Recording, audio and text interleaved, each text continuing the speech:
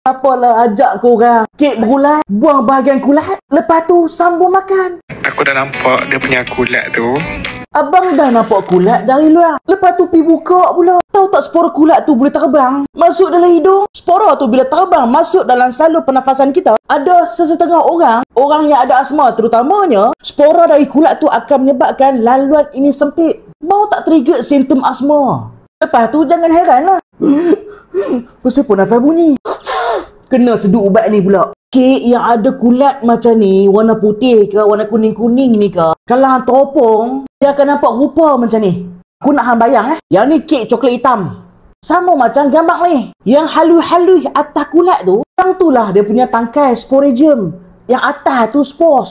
Spores ataupun spora ni, dia boleh pecah dan terbang. Terbang ke udara, hang pula sedut. Tu yang boleh kena asma. Bahayanya kulat roti ke kulat kek ke, hang belum makan lagi, boleh kena alergik. Tapi korang siap buang pula bahagian kulat. Makan pula bahagian-bahagian yang tak kena kulat. Lemak. Kek ni nampak dia hitam. Akak ni yang korang tak nampak atas permukaan kek. Dia kena tengok bawah mikroskop baru nampak. Hak ni pun racun. Sini, ni, ada racun. Racun kulat kita panggil mycotoxin. Myco tu kulat, toksin tu adalah toksin. Tu yang hang boleh kena cirit-birit, food poisoning. Mycotoxin bila masuk dalam perut dan usus hang rasa nak termuntah.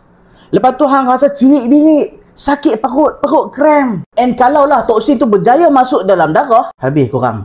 Dari darah ni dia akan pergi ke hati kita. Sebab organ hati kita paling banyak salur darah. Dekat hati, kalau topong bawah mikroskop, ada satu sel ni. Ni nampak warna pink-pink ni. Yang ni lah hepatocyte, sel hati. Mycotoxin ni akan matikan sel hati kita. Kalau sel ni mati, apa gunanya hang ada hati? Liver failure weh. Tak pasal-pasal nak kena buat liver transplant. Lepas tu toksin tu pergi mana? Dia akan pergi ke buah pinggang. Boleh racunkan sel-sel buah pinggang, nephron. Boleh lead kepada kidney failure. Tak pasal-pasal kena dialisis. Jangan buat main-main dengan kulat Kulat ni bukan kulat yeast mauripan yang letak dalam roti tu. Kalau yeast jenis ni, badan kita boleh mencerna. Tapi kalau kulat yang selalunya tumbuh atas kek coklat, kek yang lembab-lembab, ataupun kulat yang selalu atas roti, macam ni.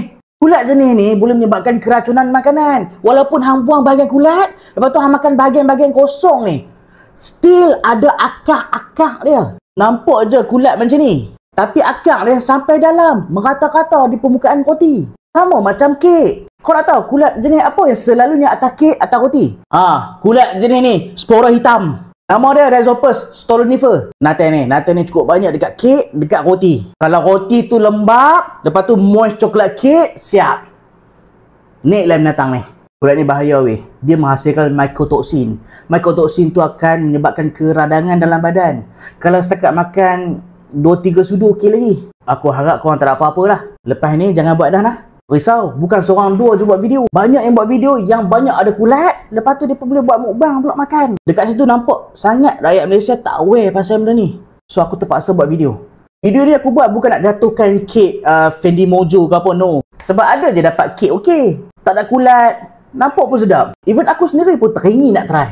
Sebab kek dia nampak mahal. Maksud aku coklat tak murah lah. Tapi aku heran jugalah macam mana boleh ada kulat. Sebab kita pun tahu kulat ni boleh naik sebab banyak benda. Sebab kek ni lembab. Lepas tu mungkin penutup yang tak kedap udara. Suhu persekitaran. And lepas tu lagi kek. Kek selalunya tak ada preservatif. So kalau makanan tu tak ada preservatif, makanan tu senang rosak. Tapi satu kepuasan.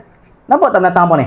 Ni apa ni? Yang ni kita panggil silica gel ataupun silica desiccant. Fungsi dia adalah untuk menghalang kelembapan. Maksudnya, dia menghalang tumbuhnya fungus ataupun kulat. Selalunya kulat tak akan tumbuh dalam persekitaran yang dry. So, itulah fungsi silica gel ni. Kalau perasan dalam tu macam ada biji-biji kristal macam ni. Tolong jangan makan Tapi itulah, walaupun ada silica gel tapi masih ada kulat lagi Maksudnya Fendi Mojo kena buat R&D betul-betul lah untuk produk ni. Satu lagi sebelum aku lupa. Apa jangan buat macam ni pula. Pergi buang bahagian kulat-kulat lepas tu. Aku rasa kalau letak dalam oven, mungkin toksin tu rosak kot. So kita boleh makan dan selamat. Kepala otak hang. Untuk pengetahuan hang, racun kulat ataupun mycotoxin ni sangat stable pada temperature. Heat stable ataupun heat resistant. Hang bakar ke, hang letak dalam oven ke, hang goreng sekalipun, toksin ni tetap ada dalam makanan. Maksudnya, hang pelahap kek tu, tetap hang kena keracunan makanan. Faham